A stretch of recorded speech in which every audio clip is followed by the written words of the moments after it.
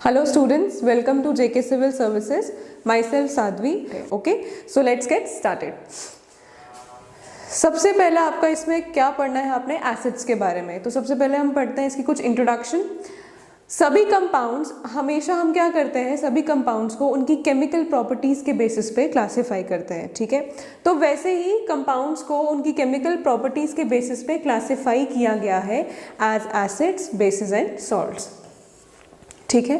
इन chemical compounds की कुछ properties हैं, अलग अलग इनकी अपनी डेफिनेट प्रॉपर्टीज हैं जो इनको एक दूसरे से अलग करती हैं, ठीक है। जो सोर टेस्ट मीन्स जो खट्टा एंड कड़वा टेस्ट, जो फूड का खट्टा या कड़वा टेस्ट होता है वो किस वजह से होता है, इन्हीं एसिड्स और बेसिस की वजह से होता है। मीन्स अगर खाने का सोर टेस्ट है तो वो एसिड्स की वजह से होगा, और अगर खाने का बिटर टेस्ट है तो वो बेसिस की वजह से होता है, ठीक है। तो अब हम एक एक करके इनके बारे में पढ़ेंगे, एसिड्स, बेसिस एंड सॉल्ट्स। तो सबसे पहला आपने पढ़ना है इसमें acids.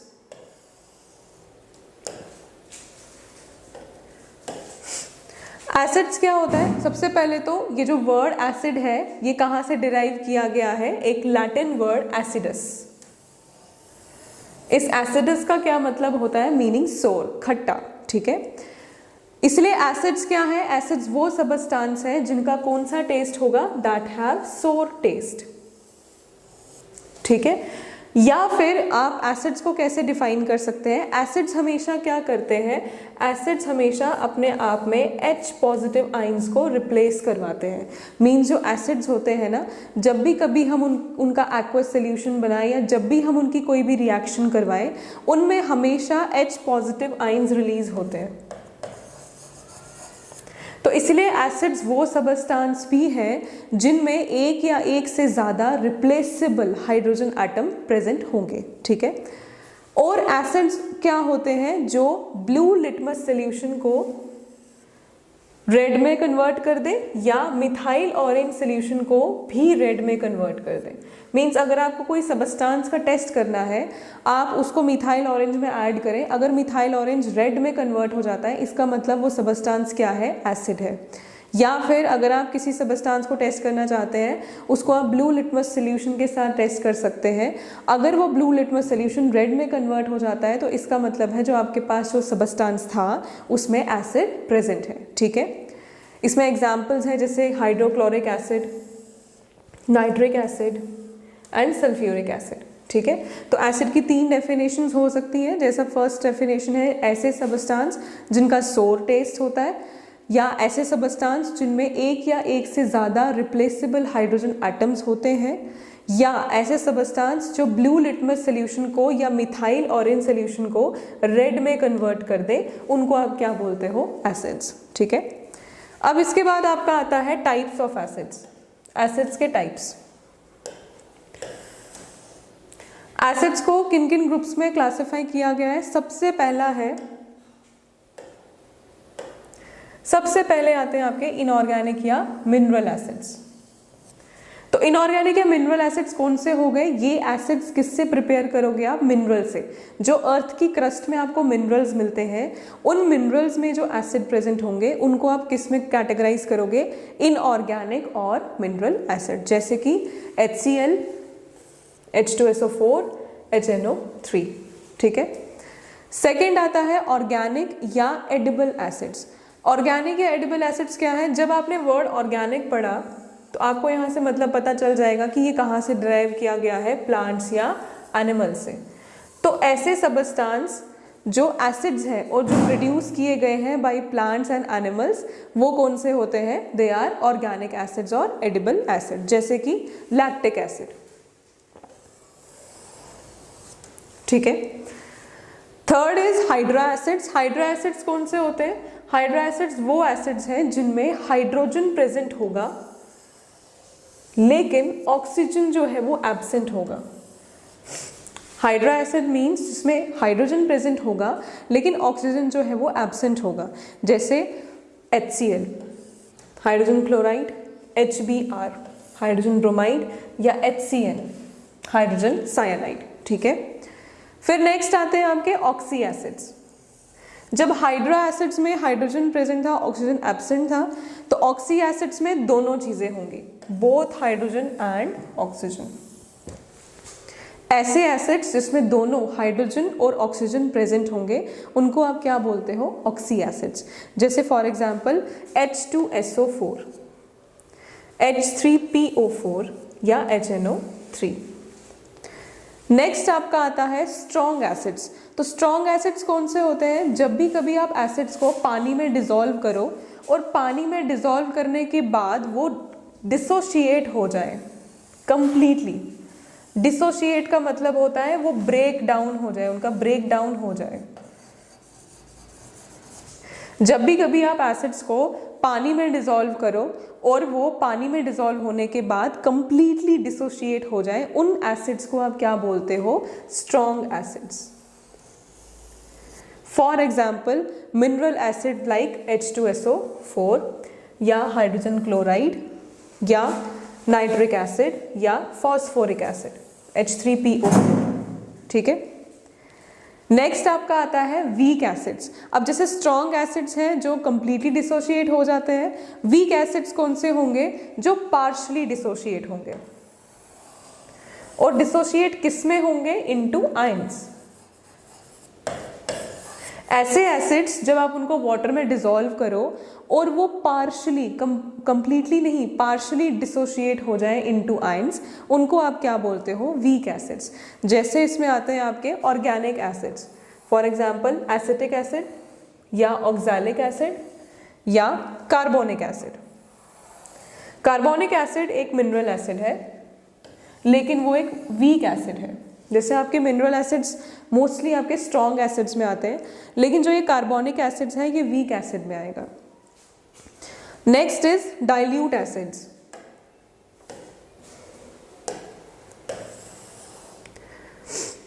Next is dilute acids. तो डाइल्यूट एसिड्स क्या होते हैं कि अगर कभी आपने कोई सोल्यूशन बनाया है, कोई एक्वस सोल्यूशन बनाया है और उसमें आपने एसिड ऐड किया हुआ है, लेकिन अगर आपने उस एक्वस सोल्यूशन में एसिड की कॉन्सेंट्रेशन लो रखी हुई है तो आपका वो सोल्यूशन बोला जाएगा dilute acidic solution. Means dilute acid ऐसे एसिड्स होते हैं जिनमें एसिड की कॉन्सेंट्रेशन कम हो, पानी की कॉन्सेंट्रेशन ज़्यादा हो। वाटर की कॉन्सेंट्रेशन ज़्यादा होगी, एसिड की कॉन्सेंट्रेशन कम होती है, तो उन एसिड्स को आप क्या बोलते हो? Dilute acids. अगर आप इसको सिंपल फॉर्म में समझें तो जो पतले एसिड्स आप बोल सकते हो, जिसमें एसिड थोड़ा कम हो, पानी थोड़ा ज़्यादा हो, मीन्स आपने एसिड को बहुत ही ज़्यादा पतला बना दिया हुआ है। ठीक है। Next is concentrated acids. तो इसका ऑपोजिट होगा कि जिस एक्वस सोल्यूशन में एसिड की कॉन्सेंट्रेशन बहुत ज़्यादा होगी एज कंपेयर टू वाटर, तो उस एसिड को आप क्या बोलोगे? Concentrated acid. मीन्स कॉन्सेंट्रेटेड में वाटर की कॉन्सेंट्रेशन कम होगी, एसिड की कॉन्सेंट्रेशन ज़्यादा होगी।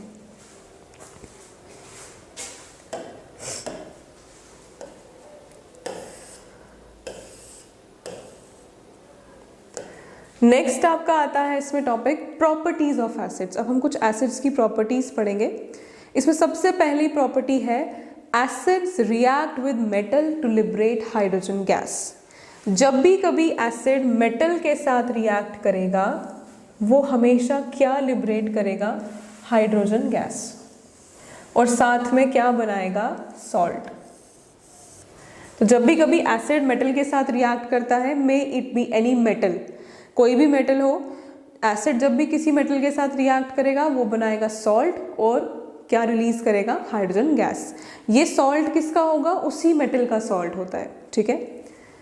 Number second property is acid reacts with all metal carbonates and metal hydrogen carbonates to form salt, water and evolve carbon dioxide. जब भी कभी एसिड मेटल कार्बोनेट्स के साथ या मेटल हाइड्रोजन कार्बोनेट्स, इनको आप बाइकार्बोनेट्स भी बोलते हैं,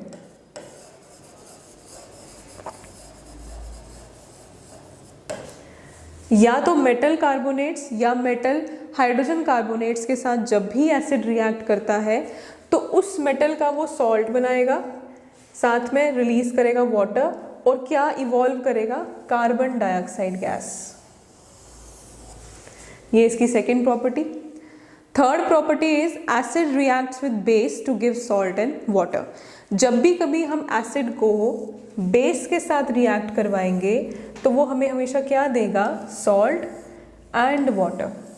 जैसे for example HCl aqueous solution है HCl का, NaOH सोडियम हाइड्रोक्साइड का भी एक्वस सोल्यूशन है। एक्वस सोल्यूशन का मतलब होता है कि आपने पानी, इसमें पानी मिक्स करके इसका सोल्यूशन बनाया है फिर रिएक्ट करवाया है। तो HCl का एक्वस सोल्यूशन, NaOH का aqueous solution, it will give rise to sodium chloride aqueous solution में ही, और साथ में क्या रिलीज हुआ, वाटर, किस फॉर्म में, लिक्विड। तो यहाँ पे क्या हुआ, एसिड को जब हमने बेस के साथ रिएक्ट करवाया, इसने दिया सॉल्ट और क्या रिलीज किया, वाटर। तो जब भी कभी एक एसिड और बेस के बीच में रिएक्शन होती है जिसकी वजह से सॉल्ट और वाटर रिलीज हो, तो उस रिएक्शन को आप क्या बोलते हो, न्यूट्रलाइजेशन रिएक्शन। न्यूट्रलाइजेशन रिएक्शन किसके बीच में होती है, acid and base. So next property is acids react with metallic oxides to give salt and water. Same, जब भी कभी आप एसिड को मेटल के ऑक्साइड के साथ रिएक्ट करवाओगे, मीन्स उस मेटल में क्या प्रेजेंट होगा, ऑक्सीजन। तो जब भी कभी आप मेटल के ऑक्साइड्स के साथ रिएक्ट करवाओगे एसिड को, तो वो हमेशा क्या आपको देगा, सॉल्ट एंड वाटर।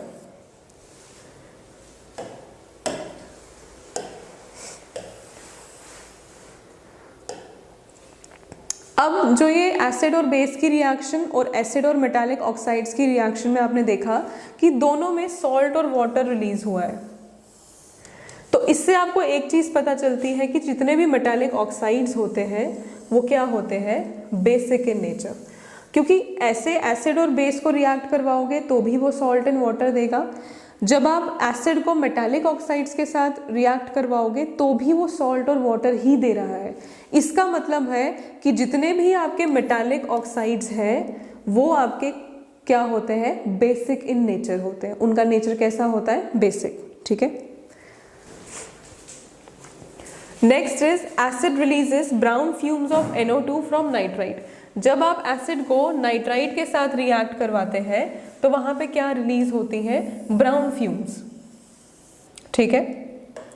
और जब आप एसिड को सल्फाइड के साथ रिएक्ट करवाएं तो वहां क्या रिलीज होता है, H2S, means H2S gas release होती है when you react acid with sulphide. Then जब कभी आप एसिड को सल्फाइड के साथ रिएक्ट करवाएंगे तो वहां पे आपको क्या मिलेगा, SO2, sulphur dioxide. Next property is acids give hydrogen ions और हाइड्रोनियम आयंस इन वाटर।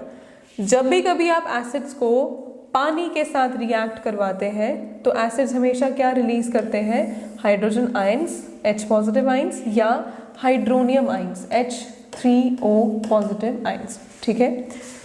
अब जो ये सेपरेशन होता है एसिड्स में से, जो H पॉजिटिव आयंस का सेपरेशन होता है, ये तभी पॉसिबल है जब वाटर की प्रेजेंस होगी। अगर वाटर की प्रेजेंस नहीं होती है तो ये सेपरेशन भी पॉसिबल नहीं होता। क्यों नहीं होता, क्योंकि हाइड्रोजन आयन जो है वो अलोन एग्जिस्ट नहीं कर सकता। ये हमेशा क्या करता है, हाइड्रोजन आयन हमेशा क्या करता है, वाटर मॉलिक्यूल के साथ कंबाइन करके H3O पॉजिटिव आयन बनाता है। ठीक है। तो इसीलिए एसिड्स हमेशा क्या करते हैं, जब भी आप इनको पानी में रिएक्ट करवाएं, ये हमेशा H पॉजिटिव आयंस रिलीज करेंगे या हाइड्रोनियम आयंस रिलीज करते हैं। और ये जो separation of H positive ions from acid है, ये पॉसिबल नहीं होता जब तक पानी की प्रेजेंस ना हो। देखिए कैसे, HCl है, HCl पानी में मिक्स किया तो वहां पे क्या रिलीज हुआ, H3O पॉजिटिव आयन और chloride ion, hydronium ion, chloride ion. अब जो इस एसिड में से H पॉजिटिव आयन निकला, उसने फिर क्या किया, वाटर मॉलिक्यूल के साथ रिएक्ट करके वापस से H3O पॉजिटिव आयन बना दिया। तो यही प्रॉब्लम होती है कि जब भी कभी आप एसिड को वाटर में मिक्स करेंगे तो ही H पॉजिटिव आयंस की सेपरेशन होगी, अदरवाइज नहीं। Next is acids like HCl, HNO3, H2SO4 are good conductors of electricity in their aqueous solutions. जो ये एसिड्स होते हैं HCl, HNO3 या सल्फ्यूरिक एसिड्स, ये गुड कंडक्टर्स ऑफ इलेक्ट्रिसिटी होते हैं, मीन्स इसमें इलेक्ट्रिसिटी पास होती है, लेकिन कब होती है? जब ये एसिड अपने किस में होंगे? एक्वस सोल्यूशन में। जब इन एसिड का एक्वस सोल्यूशन बनेगा तो ही ये एक्वस सोल्यूशन इलेक्ट्रिसिटी को कंडक्ट करता है। क्यों? क्योंकि एक्वस सोल्यूशन में आपको पता है किसकी मूवमेंट होती है? मूवमेंट ऑफ आयंस, और movement of ions is responsible for the conduction of electricity. जब मूवमेंट ऑफ आयंस होगी, उन आयंस की मूवमेंट की वजह से ही इलेक्ट्रिसिटी कंडक्ट होती है। तो इसीलिए जो ये एसिड्स हैं, जब ये अपने एक्वस सॉल्यूशन में होंगे तो वहाँ पे क्या बनते हैं? आयंस बनते हैं, आयंस की मूवमेंट होती है, और वही movement of ions is responsible for the conduction of electricity. अब इसमें एक प्रॉपर्टी आती है, दैट इज एस्टरिफिकेशन। अब एस्टरिफिकेशन क्या होता है? अब जो आपके कार्बोक्सिलिक एसिड्स होते हैं जिनमें COOH ग्रुप लगा हो, कार्बोक्सिलिक एसिड्स को जब आप अल्कोहल के साथ रिएक्ट करवाते हैं, अल्कोहल क्या होते हैं? जिनमें OH ग्रुप लगा होता है। जब भी आप कार्बोक्सिलिक एसिड को अल्कोहल के साथ रिएक्ट करवाओगे तो वो हमेशा क्या बनाता है? एक स्वीट स्मेलिंग कंपाउंड, जिसको क्या बोलते हैं? एस्टर। स्वीट स्मेलिंग मीन्स जब कंपाउंड रिलीज होता है तो उसकी स्मेल जो होती है वो बहुत ही ज़्यादा मीठी होती है, बहुत अच्छी खुशबू वाला कंपाउंड बनता है, जिसको आप क्या बोलते हो? एस्टर। और फॉर्मेशन ऑफ एस्टर ही is known as esterification. Mean जब कार्बोक्सिलिक एसिड अल्कोहल के साथ रिएक्ट किया, उसने क्या बनाया? एस्टर प्लस वाटर, और this formation of ester is known as esterification. अब यहाँ पे आपको मैं कुछ पॉइंट्स बताऊंगी। जैसे सबसे पहला यहाँ पे पॉइंट है सोर और sharper flavour of Coca Cola. जब भी कभी आप सॉफ्ट ड्रिंक्स वगैरह पीते हैं या कोका कोला पीते हैं तो आपको पता है कि उसमें काफ़ी तेज़ फ्लेवर होता है, उनका फ्लेवर काफ़ी ज़्यादा शार्प होता है। ठीक है, जो भी सॉफ्ट ड्रिंक्स आप पीते हैं उनमें काफ़ी ज़्यादा शार्प फ्लेवर होता है, और वो फ्लेवर किस वजह से है? वो फ्लेवर होता है प्रेजेंस ऑफ फॉस्फोरिक एसिड।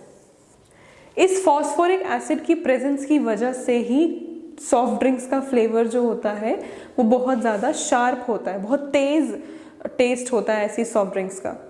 और ये फॉस्फोरिक एसिड ज़रूरी क्यों है? ये फॉस्फोरिक एसिड इसीलिए ज़रूरी है क्योंकि ये उस सॉफ्ट ड्रिंक में बैक्टीरिया और मोल्ड्स की ग्रोथ को रोक देती है, ताकि सॉफ्ट ड्रिंक खराब ना हो जाए, उसमें बैक्टीरिया ग्रो ना कर जाए, तो इसीलिए फॉस्फोरिक एसिड डालते हैं। और फॉस्फोरिक एसिड डालने की वजह से उस कोका कोला या सॉफ्ट ड्रिंक का फ्लेवर जो है वो सोर हो जाता है या शार्प हो जाता है। ठीक है, next is when lemon juice is added to baking soda, brisk effervescence occurs due to the evolution of carbon dioxide gas. Means जब भी कभी आप लेमन जूस को बेकिंग सोडा में ऐड करते हैं तो वहाँ पे हल्की सी झाग प्रोड्यूस होती है। ये झाग क्यों बनती है? ये एफरवेसेंस इसीलिए बनती है क्योंकि वहाँ पे क्या इवॉल्व होती है? Carbon dioxide gas. Obviously baking soda और लेमन जूस में क्या होता है? Citric acid. जब साइट्रिक एसिड को आप बेकिंग सोडा के साथ रिएक्ट करवाएंगे तो वहाँ पे क्या होगा? Evolution of carbon dioxide gas. तो वो कार्बन डाइऑक्साइड गैस की वजह से ही उसमें झाग बनना शुरू हो जाती है। अब इसमें आपने पढ़ने हैं कुछ नेचुरली अकरिंग एसिड्स। अब हम कुछ नेचुरली अकरिंग एसिड्स पढ़ेंगे, मतलब जैसे कुछ नेचुरल एसिड्स पढ़ेंगे जो हमारे फ्रूट्स में या वेजिटेबल्स में होते हैं। जैसे सबसे पहले विनेगर। विनेगर में कौन सा एसिड होता है? Acetic acid. आंवला या सिट्रस फ्रूट्स मीन जैसे लेमन, ऑरेंज या कीनू, मौसमी, जिसमें साइट्रिक एसिड प्रेजेंट होता है। जो आपके सिट्रस फ्रूट्स हैं उनमें कौन सा एसिड होता है? Citric acid. और vitamin C means ascorbic acid. ठीक है, देन टैमरिंड मीन्स इमली, ग्रेप्स, अनराइप मैंगोज मीन्स कच्चे मैंगोज, इनमें कौन सा एसिड प्रेजेंट होता है? Tartaric acid. Then tomato, celery, spinach, पालक, टमाटर, इनमें कौन सा एसिड प्रेजेंट होता है? Oxalic acid. खट्टा मिल्क मीन्स दही, कर्ड में कौन सा एसिड प्रेजेंट होता है? Lactic acid. और अभी हमने पढ़ा था लैक्टिक एसिड क्या होता है? ऑर्गेनिक मीन्स ये एडिबल है, आप ये खा सकते हैं। ठीक है, एंट स्टिंग, अगर चींटी काट जाए, या नेटल, अगर कोई नेटल आपको टच के, प्लांट होता है नेटल, एक प्लांट है, नेटल के लीव्स होते हैं, अगर वो नेटल लीव्स आपको स्टिंग कर जाए, वो चुभ जाए आपको, तो उनमें कौन सा एसिड प्रेजेंट होता है? मिथेनोइक एसिड, या उसको क्या बोलते हैं? Formic acid.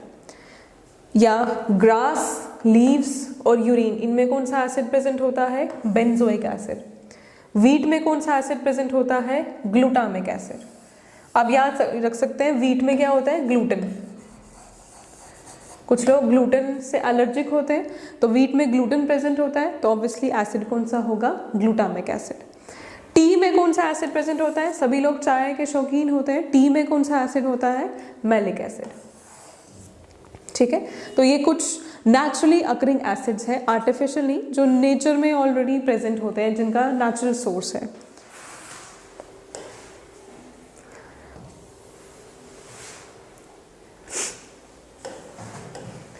Next is uses of acids. अब आपने कुछ एसिड्स के यूजेस पढ़ने हैं, तो सबसे पहला एसिड आपने पढ़ना है nitric acid, HNO3। Nitric acid के क्या यूज हैं? नाइट्रिक एसिड किस में काम आता है? For making fertilisers, dyes, plastics, medicines, explosives. Explosives for example TNT या एक्वा रीजिया। एक्वा रीजिया आपको पता है, ये एक ऐसा केमिकल है जो 2 एसिड से बना हुआ है, जो किसको डिसॉल्व कर सकता है? गोल्ड को। इसके बारे में मैं आपको आगे पढ़ाऊंगी। ठीक है, तो नाइट्रिक एसिड किससे काम आता है?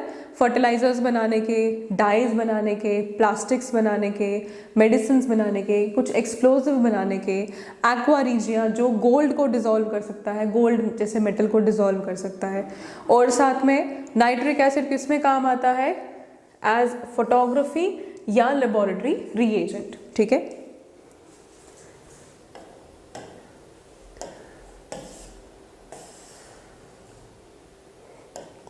Next is sulphuric acid. तो सल्फ्यूरिक एसिड किस में काम आता है? ये भी फर्टिलाइजर्स बनाने के काम आता है, प्लास्टिक्स बनाने के काम आता है, पेंट्स बनाने के काम आता है।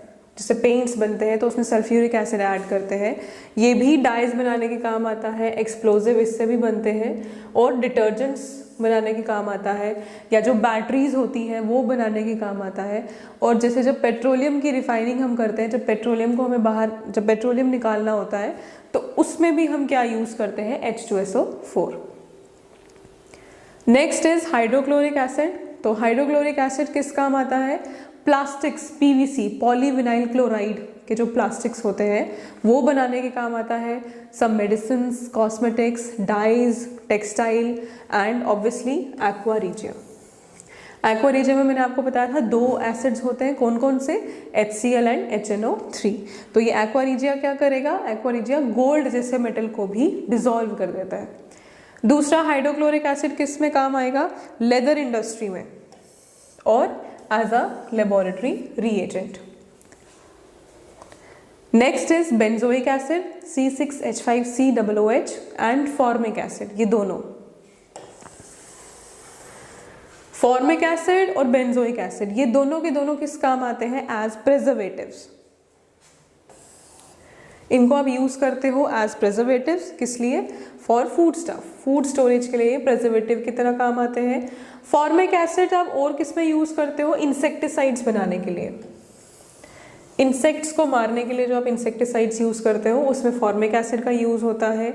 रबर बनने की जो प्रोसेसिंग होती है, जब रबर बनता है उसकी जो प्रोसेसिंग होती है उसमें भी फॉर्मिक एसिड यूज होता है, और लेदर की इंडस्ट्री में भी फॉर्मिक एसिड का यूज होता है। Next is citric acid. Citric acid किस काम आता है? Same, preserving food stuff. Metals को वॉश करने के लिए, जो मेटल्स होते हैं जब उनमें कोई जंग लग जाए या वो खराब हो जाए, काले हो जाए, तो मेटल्स को वॉश करने के लिए आप यूज करते हैं साइट्रिक एसिड। और जो कपड़ों की इंडस्ट्री होती है, क्लॉथ इंडस्ट्रीज, उसमें भी काम आता है citric acid.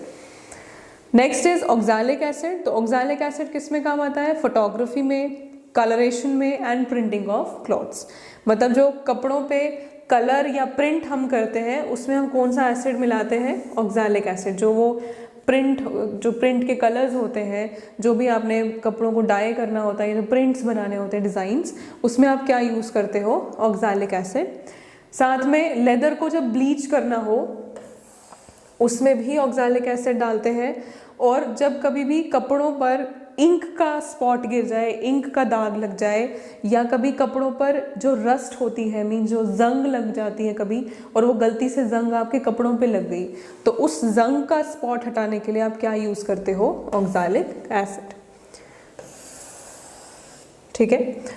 Next is acetic acid. तो एसिटिक एसिड किस में काम आता है? ऑब्वियसली आपको पता है एसिटिक एसिड किस में प्रेजेंट होता है? विनेगर में। और विनेगर आपको मालूम है कि विनेगर एक बहुत ही अच्छा प्रिजर्वेटिव है ऑफ फूड स्टफ। तो साथ में एसीटोन बनाने के लिए भी आप क्या यूज करते हो? Acetic acid. ठीक है।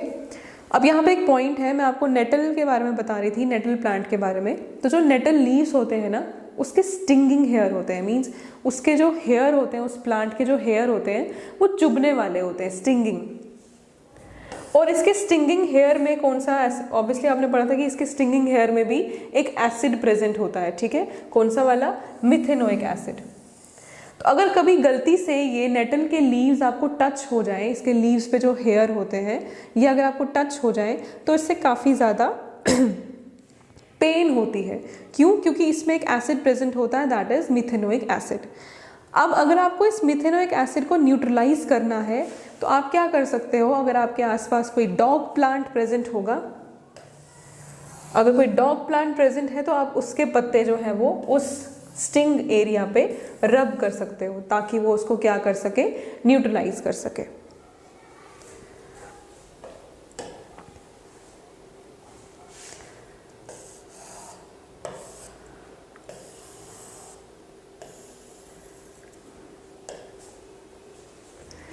नेक्स्ट आपका टॉपिक है इसमें बेसिस। अभी तक जो आपने पढ़ा वो हमने क्या पढ़ा? एसिड्स के बारे में। ओके, मैंने आपको एक्वा रीजिया के बारे में बताना था। एक्वा रीजिया में आपने देखा कौन कौन से एसिड्स यूज हुए हैं? HCl और HNO3। ये जो एक्वा रीजिया है ये किस में काम आता है? गोल्ड को डिसॉल्व करने के काम आता है। इसकी रेशियो आप याद रखें, HCl और HNO3 की रेशियो जो होती है वो 3:1 होती है।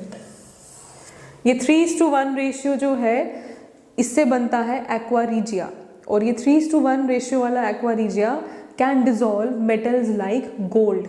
ये गोल्ड जैसे मेटल्स को भी डिसॉल्व कर सकते हैं। आई एम सॉरी, ये पॉइंट मैं नहीं बता पाई आपको, तो अभी मैंने जस्ट बता दिया, जस्ट रिमेंबर। ओके, सो हमारा नेक्स्ट टॉपिक है बेसिस। तो बेसिस क्या करते हैं? बेसिस होते क्या है?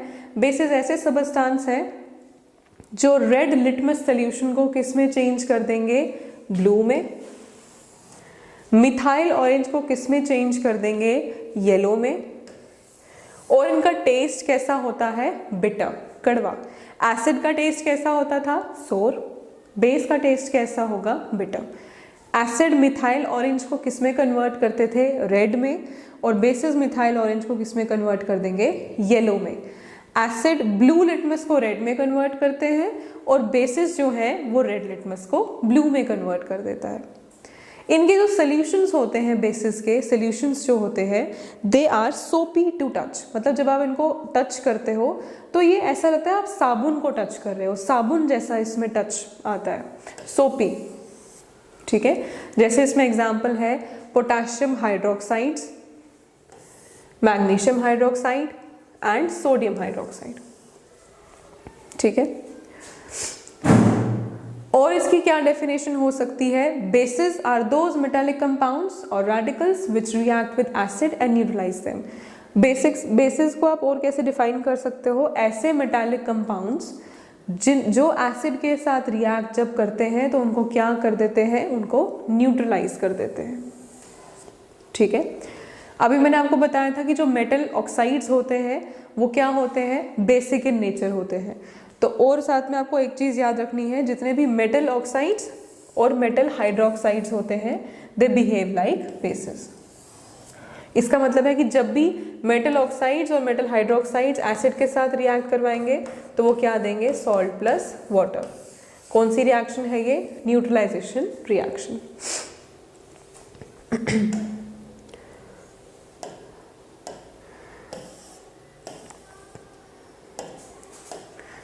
नेक्स्ट आपका आता है टाइप्स ऑफ बेसिस। अब बेसिस के टाइप्स हैं, तो बेसिस को दो ग्रुप्स में डिवाइड किया हुआ है। किस बेसिस पे? On the basis of dissociation in water. Water में ये कैसे डिसोसिएट होते हैं उस बेसिस पे बेसिस आपके दो टाइप के होते हैं। सबसे पहला क्या आता है आपका स्ट्रॉन्ग बेसिस, फिर आता है आपके वीक बेसिस। स्ट्रॉन्ग बेसिस क्या होते हैं? स्ट्रॉन्ग बेसिस जैसे स्ट्रॉन्ग एसिड्स आपने पढ़ा कि जो वाटर में कंप्लीटली डिसोशिएट हो जाए, कंप्लीटली जिनका ब्रेक डाउन हो जाए, वो आपके कौन से होते हैं? Strong bases. जैसे calcium hydroxide, sodium hydroxide and potassium hydroxide. ठीक है, देन उसके बाद जो ये ऑक्साइड्स हैं या जो मतलब ये जो मेटालिक ऑक्साइड्स होते हैं, अब आप देख रहे होंगे कैल्शियम, पोटेशियम, सोडियम, ये कौन से मेटल्स हैं आपके?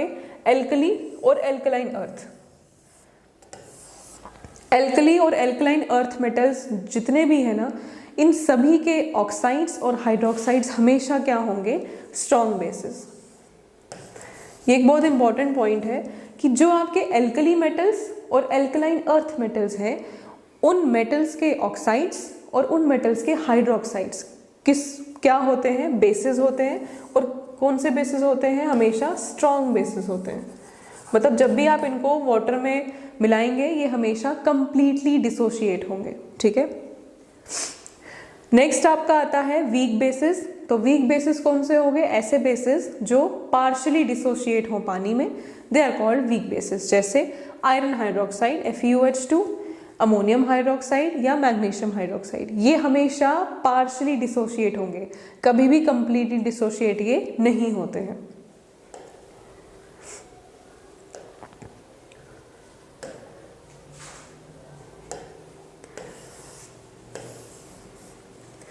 नेक्स्ट आपका आता है प्रॉपर्टीज ऑफ बेसिस। तो बेसिस की क्या प्रॉपर्टी है? सबसे पहली प्रॉपर्टी है base reacts with metal to form salt and liberates hydrogen gas. जब भी कभी बेस को आप मेटल के साथ रिएक्ट करवाओगे, वो हमेशा क्या देगा? सॉल्ट, और क्या लिबरेट करेगा? Hydrogen gas. लेकिन ये जो रिएक्शन है ये सभी मेटल्स के साथ पॉसिबल नहीं होती। जैसे एसिड को मेटल के साथ रिएक्ट करवाओ तो उधर भी ऐसा ही होता है, हमेशा हाइड्रोजन गैस लिबरेट करता है। लेकिन बेसिस के केस में सभी मेटल्स के साथ ऐसी रिएक्शन होना पॉसिबल नहीं है। ये सिर्फ कुछ ही मेटल्स ऐसे होते हैं जिनके साथ ऐसी रिएक्शन हो। जैसे यहाँ पे सोडियम हाइड्रोक्साइड और जिंक है, तो सोडियम हाइड्रोक्साइड एक बेस है, जिंक मेटल है, तो वो क्या देगा? Sodium zincate plus hydrogen gas. सभी मेटल्स जो है वो बेसिस के साथ रिएक्ट करके हाइड्रोजन गैस रिलीज नहीं करते हैं। Next property is base reacts with acid to form salt and water. Same जैसे एसिड को बेस के साथ रिएक्ट करवाओ तो वो आपको क्या देगा? सॉल्ट और वाटर, जिसको आप क्या बोलते हो? Neutralisation reaction. सेम बेस भी यही करता है, बेस जब रिएक्ट करता है एसिड के साथ तो वो भी क्या देगा? Salt and water. Next is base reacts with non metallic oxide to form salt and water. अब जैसे मेटल्स के साथ रिएक्ट करके उसने सॉल्ट और हाइड्रोजन गैस दिया, वैसे ही non metallic means non metals के ऑक्साइड के साथ जब बेस रिएक्ट करेगा तो वो क्या देगा? Salt and water. अब ये रिएक्शन जो है सेम वैसी ही है जैसे एसिड और बेस के बीच में होती है, सॉल्ट और वाटर। तो इससे हम ये बोल सकते हैं कि जितने भी आपके नॉन मेटालिक ऑक्साइड्स होते हैं वो क्या होंगे? Acidic in nature. अब आपको समझ आया होगा, जैसे आपने एसिड में पढ़ा कि एसिड और बेस को रिएक्ट करोगे तो वो आपको क्या देगा? सॉल्ट और वाटर। वैसे ही एसिड को जब कभी आप मेटल के ऑक्साइड के साथ रिएक्ट करवाते हो वो भी सॉल्ट और वाटर ही देता है। तो आपको वहां से क्या पता चला कि मेटालिक ऑक्साइड जो है वो बेसिक इन नेचर है। वैसे ही बेसिस को आपने एसिड के साथ रिएक्ट करवाया, आपको सॉल्ट एंड वाटर मिला, न्यूट्रलाइजेशन रिएक्शन हुई। बेस को आपने नॉन मेटालिक ऑक्साइड के साथ रिएक्ट करवाया तो भी आपको सॉल्ट एंड वाटर ही मिला। अब ये रिएक्शन इसके जैसी है, तो इससे आपको क्या पता चलेगा कि non metallic oxides are acidic in nature.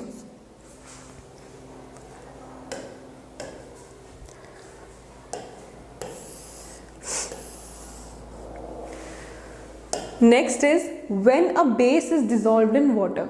जब आप कभी वाटर में बेस को डिजॉल्व करो तो वो हमेशा आपको क्या देगा, OH negative ion, that is hydroxide ion. जैसे एसिड को वाटर में डिजॉल्व करने पे क्या मिला, H पॉजिटिव आयन। तो जब भी कभी आपको पता चले कि किसी सबस्टेंस में H पॉजिटिव आयन रिलीज हो रहे हैं, वो क्या होगा, एसिडिक। वैसे ही जब बेस को आप वाटर में डिजॉल्व करेंगे वो हमेशा क्या जनरेट करेगा, OH नेगेटिव आयंस।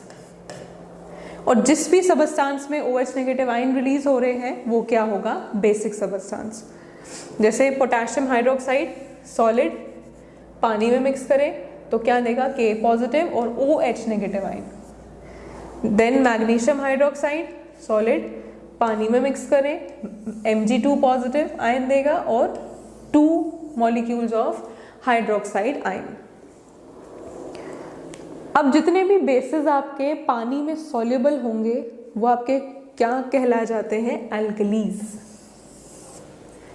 जितने भी बेसिस पानी में पूरी तरह से सॉल्युबल हो जाएं वो बेसिस आपके क्या कहलाए जाते हैं, एल्कलीज। तो उसमें एग्जांपल है जैसे NaOH, sodium hydroxide, potassium hydroxide, calcium hydroxide, NH ammonium hydroxide. ठीक है, जितने भी आपके बेसिस पानी में पूरी तरह से सॉल्युबल हो जाएं वो आपके क्या होते हैं, एल्कलीज। अब आप ऐसा बोल सकते हो कि जितनी भी एल्कलीज हैं वो बेसिस हैं, लेकिन सभी बेसिस एल्कलीज नहीं होती, क्योंकि सभी बेसिस पानी में पूरी तरह से सॉल्युबल नहीं होते। सिर्फ वही बेसिस एल्कलीज हैं जो पानी में सॉल्युबल होंगे। Next property is the oil and sulphur dissolve in basis. Basis like oxides and hydroxide of zinc, aluminium, tin dissolve in acids as well as in hot concentrated NaOH and KOH solutions. They are termed as amphoteric substances. अब देखिए यहाँ पे क्या बोलता है कि oil और sulphur जो है वो बेसिस में डिसॉल्व हो जाते हैं। जो ऑयल है और सल्फर है ये दोनों के दोनों बेसिस में डिसॉल्व हो जाते हैं।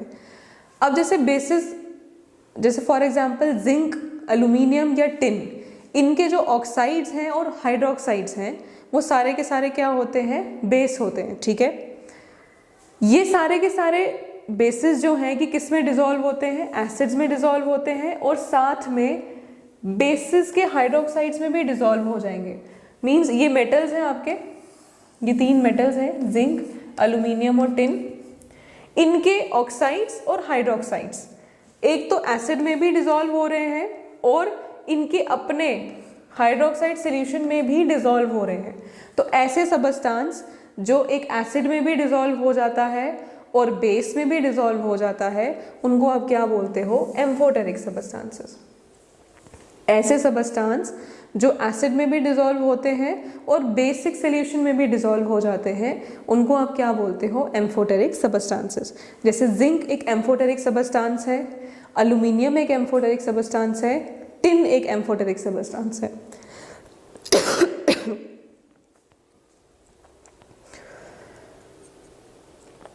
Next point is strong bases like NaOH, KOH are good conductors of electricity in their aqueous solution.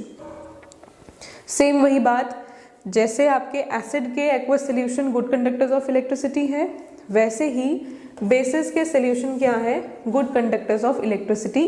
But कब, जब उनका कौन सा सॉल्यूशन होगा, एक्वस सॉल्यूशन। ठीक है, और जब कभी आप इन बेसिस का मोल्टन स्टेट करेंगे, मतलब जब इनको पिघला देंगे, तो भी पिघली हुई स्टेट में भी ये गुड कंडक्टर्स ऑफ इलेक्ट्रिसिटी होते हैं। क्यों?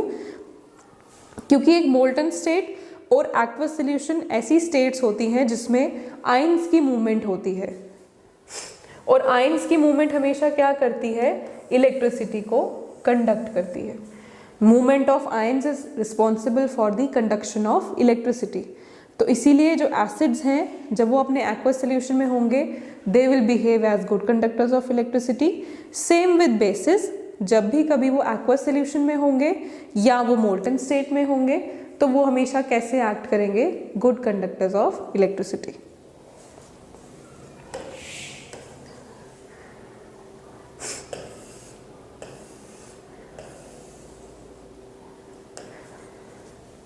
नेक्स्ट इसमें आपका आता है यूजेस ऑफ बेसिस। बेसिस के क्या यूज़ है?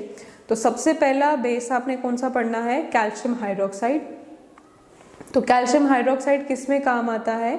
ब्लीचिंग पाउडर बनाने में, या जो कंक्रीट होते हैं आप जो बिल्डिंग्स वगैरह बनाने के काम आती है, एक bleaching powder, concrete and plaster, ठीक है, या वाइट वॉशिंग में, या पानी को सॉफ्ट करने में, या कभी मिट्टी में एसिड की कॉन्सेंट्रेशन ज़्यादा बढ़ जाती है तो उसको न्यूट्रलाइज करने में, उस सॉइल की ट्रीटमेंट करने में आप क्या यूज़ करते हो? Calcium hydroxide. मीन्स किस किस में काम आता है ये? As in bleaching powder, concrete, plaster, whitewash करने में, पानी को सॉफ्ट करने में। जब कभी पानी में कैल्शियम और मैग्नीशियम की क्वांटिटी ज़्यादा हो जाए, पानी बहुत ज़्यादा हार्ड हो जाता है, तो उसको सॉफ्ट करने के लिए आप कैल्शियम हाइड्रोक्साइड का यूज़ करते हैं। या कभी भी सॉइल में एसिड की कॉन्सेंट्रेशन ज़्यादा हो जाती है तो उस सॉइल को ट्रीट करने में आप क्या यूज़ करते हैं? Calcium hydroxide. जब कभी भी आप लेदर की प्रोसेसिंग करते हैं तो लेदर की प्रोसेसिंग करते वक्त लेदर के आउटर लेयर में ना हेयर होते हैं, थोड़े से हेयर प्रेजेंट होते हैं लेदर में। तो उस हेयर को रिमूव करने के लिए भी आप क्या उसमें डालते हैं? कैल्शियम हाइड्रोक्साइड का सॉल्यूशन। तो उससे क्या होता है?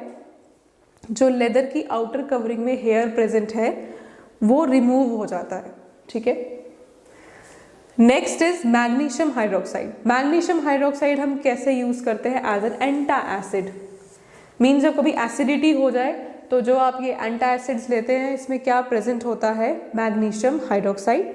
और शुगर इंडस्ट्रीज में शुगर को बनाने के लिए भी आप क्या यूज करते हैं? Magnesium hydroxide.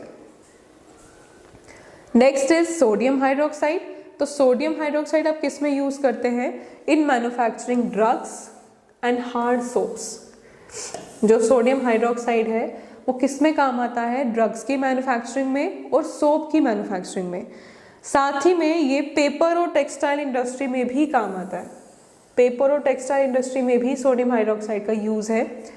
प्लस जब भी कभी आपको पेट्रोलियम की रिफाइनिंग करनी हो उसमें भी आप सोडियम हाइड्रोक्साइड यूज कर सकते हैं।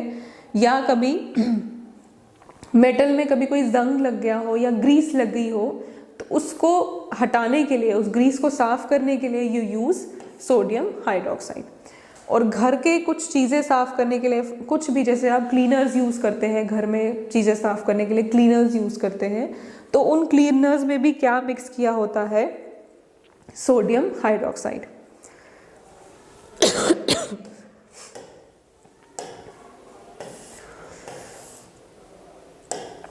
Next is potassium hydroxide. तो पोटेशियम हाइड्रोक्साइड एक तो सबसे पहली बात एज अ लेबोरेटरी रिएजेंट ये काफ़ी यूज होता है। दूसरा, ये सॉफ्ट सोप्स जैसे जो लिक्विड सोप्स होते हैं या फोमिंग सोप्स होते हैं उस टाइप के सोप्स बनाने में काम आता है। शैम्पूज बनाने में काम आता है। Soft soaps, shampoos, shaving creams, इन सब चीज़ों में कौन काम आता है? Potassium hydroxide.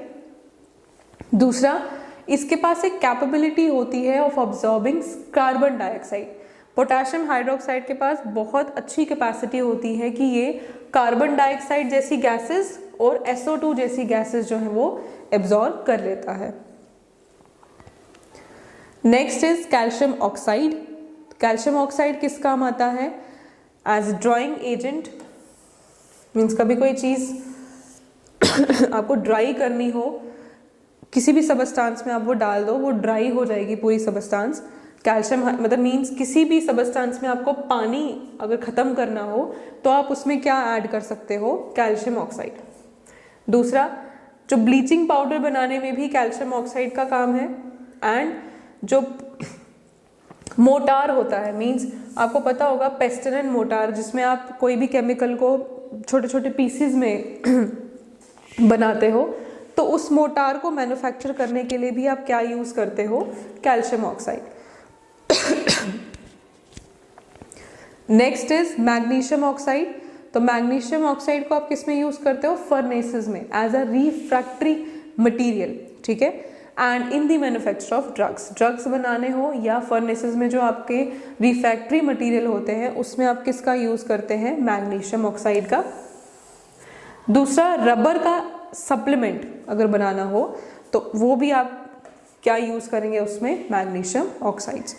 तो ये कुछ आपके एसिड्स और बेसिस की प्रॉपर्टीज और कुछ यूजेस थे। अब हम कुछ अपने पॉइंट्स पढ़ेंगे, शॉर्ट पॉइंट्स। सबसे पहला पॉइंट है एक्वा रीजिया का। अभी मैंने आपको बताया था कि एक्वा रीजिया क्या है। एक्वा रीजिया बहुत ही ज़्यादा स्ट्रॉन्ग केमिकल है जो किस काम आता है, गोल्ड को डिसॉल्व करने में या सिल्वर जैसी मेटल्स को डिसॉल्व करने में। इसका एक और नाम होता है, इसको बोलते हैं रॉयल वाटर। क्यों? क्योंकि ये गोल्ड और सिल्वर जैसे मेटल्स को डिसॉल्व कर सकता है। आपको मैंने बताया था इसकी रेशियो 3:1। तो इसमें 3 पार्ट्स किसके होते हैं, HCl के, और 1 पार्ट किसका होता है, HNO3। तो जो ये आपका कंपाउंड बनता है इसको आप क्या बोलते हो, एक्वा रीजिया, या इसको और क्या बोलते हैं, रॉयल वाटर। ये किस काम आता है, to separate silver and gold. Next is the atmosphere of Venus is made up of thick white and yellowish clouds of sulfuric acid। जो वीनस प्लैनेट है उसका जो एटमॉस्फेयर है, उस एटमॉस्फेयर में जो क्लाउड्स वहाँ पे प्रेजेंट हैं वो क्लाउड्स किसके बने हुए हैं, white and yellowish sulphuric acid. Means जो सल्फ्यूरिक एसिड के क्लाउड्स हैं उनका कलर कैसा है, वाइट एंड येलोइश। देन जो ये सल्फ्यूरिक एसिड है ये किस काम आता है, कार की बैटरीज में काम आता है। ठीक है, कार बैटरीज को चार्ज करने में या जो कार की बैटरीज होती है उसमें H2SO4 का यूज है, इसीलिए इसको और क्या बोला जाता है, oil of vitriol. And H2SO4 almost her reaction में आप यूज करते हो, इसीलिए H2SO4 को एक और चीज बोली जाती है, किंग ऑफ एसिड्स। ठीक है, बस एक सिल्वर होता है जो कभी भी डाइल्यूट H2SO4 के साथ रिएक्ट नहीं करेगा। सिल्वर कभी भी डाइल्यूट H2SO4 के साथ रिएक्ट नहीं करता। ठीक है, next is lactic acid is form when milk is fermented to form curd. जब भी कभी आप दूध का दही बनाते हो तो हमेशा उसमें कौन सा एसिड प्रेजेंट होगा, lactic acid. Then next is fizz sound. जब भी कभी आप सॉफ्ट ड्रिंक्स ओपन करते हैं हमेशा आपको एक फिजिंग साउंड आती है। वो फिजिंग साउंड क्यों आती है सॉफ्ट ड्रिंक्स में, क्योंकि जो आपके उसमें प्रेजेंट एक तो फॉस्फोरिक एसिड प्लस एक कार्बोनिक एसिड भी प्रेजेंट होता है। ये जो H2CO3 होता है कार्बोनिक एसिड, ये डिकम्पोज हो जाता है किसमें, कार्बन डाइऑक्साइड में। और जब कार्बन डाइऑक्साइड में डिकम्पोज हो गया उससे क्या बनते हैं, बबल्स। तो जो ये बबल्स हैं, इन बबल्स की वजह से ही क्या प्रोड्यूस होती है, फिजिंग साउंड। ठीक है, next is pickles are always kept in glass jar because acid present in them reacts with the metal of metallic pot. अब हम हमेशा अचार को ग्लास के जार में क्यों रखते हैं, हम मेटालिक जार में भी रख सकते हैं। हम हमेशा पिकल्स को ग्लास जार में इसीलिए रखते हैं क्योंकि जो पिकल्स में एसिड प्रेजेंट होता है, अचार में जो एसिड प्रेजेंट होता है वो मेटल के साथ रिएक्ट कर जाएगा, जिससे अचार भी खराब हो जाएगा और उसकी क्वालिटी खराब हो जाएगी। इसीलिए पिकल्स को हमेशा ग्लास के जार में ही रखा जाता है।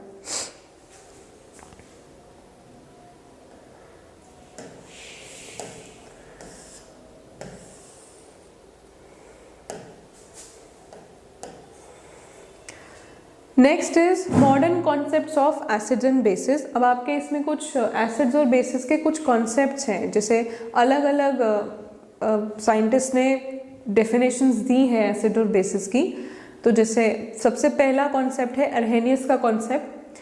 तो अर्हेनियस कॉन्सेप्ट ऑफ एसिड बेसिस क्या है, अर्हेनियस ने क्या कहा था, अर्हेनियस ने थ्योरी दी थी। अर्हेनियस ने कहा था कि एसिड वो सबस्टांस है जो पानी में डिसोशिएट हो जाए और क्या दे, हाइड्रोजन आयंस, और बेसिस वो सबस्टांस है जो क्या प्रोड्यूस करते हैं पानी में, hydroxyl ions.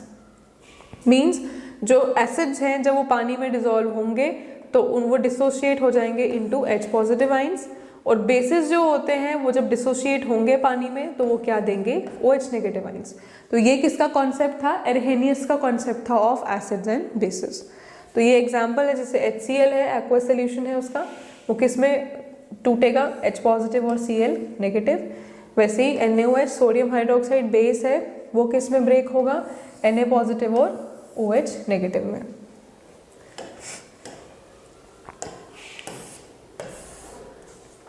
Next concept is Bronsted and Lowry concept. Bronsted and Lowry ने एसिड और बेसिस की क्या थ्योरी दी थी, उन्होंने क्या थ्योरी दी थी कि एसिड्स वो सबस्टांस हैं जो हाइड्रोजन आयन डोनेट कर सकते हैं।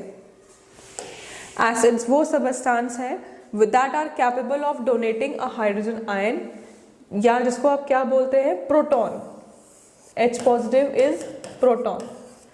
और बेसिस वो सबस्टांस हैं that are capable of accepting proton. जो एसिड्स ने अपना प्रोटॉन रिलीज किया, वो बेस अगर एक्सेप्ट कर लेता है तो वो किसकी थ्योरी बताती है, ब्रॉन्स्टेड एंड लॉरी की थ्योरी। इन्होंने कहा कि वो सबस्टांसेस जो पहले तो H पॉजिटिव आयंस रिलीज करते हैं वो एसिड्स हैं, और वो सबस्टांसेस जो उस H पॉजिटिव आयन को एक्सेप्ट कर लेंगे वो कौन से होते हैं, बेसिस। तो in short acids are proton donors and bases are proton acceptors. ठीक है, इसमें एग्जांपल है जैसे बेस आपने ले लिया है अमोनिया NH3, और एसिड आपने ले लिया जैसे H2O, बट लिक्विड फॉर्म में इसमें आपने एसिड की क्वांटिटी ज्यादा रखी है।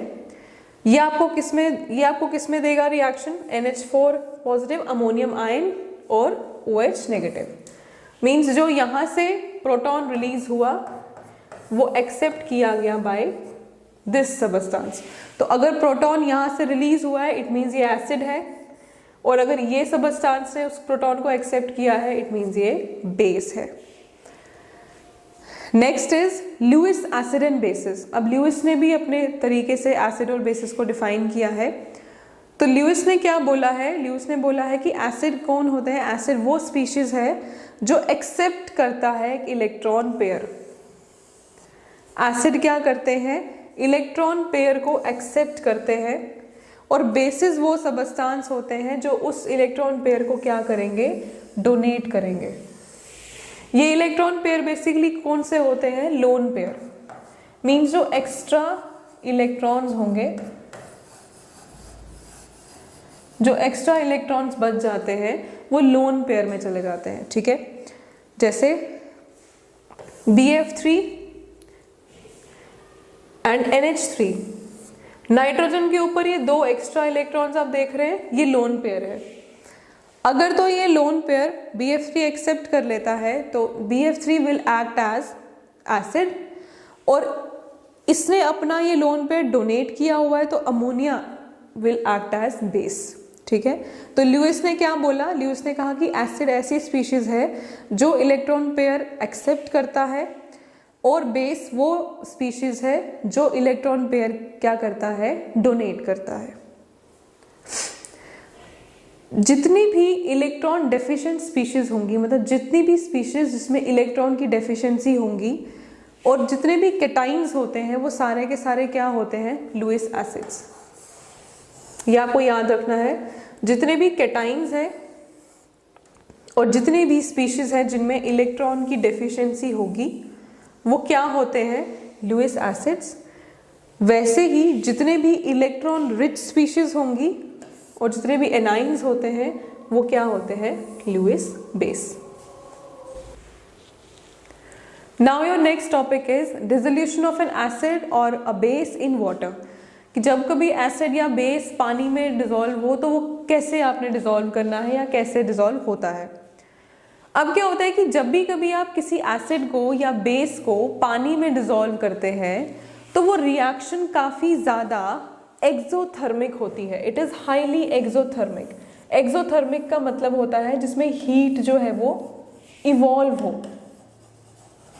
जिसमें हीट निकलती है। ठीक है, ऐसी रिएक्शन जिसमें हीट का एवोल्यूशन होता है उसको एक्सोथर्मिक रिएक्शन बोलते हैं। तो जब भी कभी आप एसिड या बेस को पानी में मिक्स करते हैं तो वो रिएक्शन काफी ज्यादा एक्सोथर्मिक होती है। इसीलिए जब भी कभी आपको एसिड को पानी के साथ रिएक्ट करवाना है तो आपको एसिड में पानी नहीं डालना होता, आपको पानी में एसिड को ऐड करना होता है। The acid must always be added slowly to water. Means आपने कभी भी एसिड में पानी नहीं डालना होता है, वो काफ़ी ज़्यादा एक्सोथर्मिक रिएक्शन बनती है।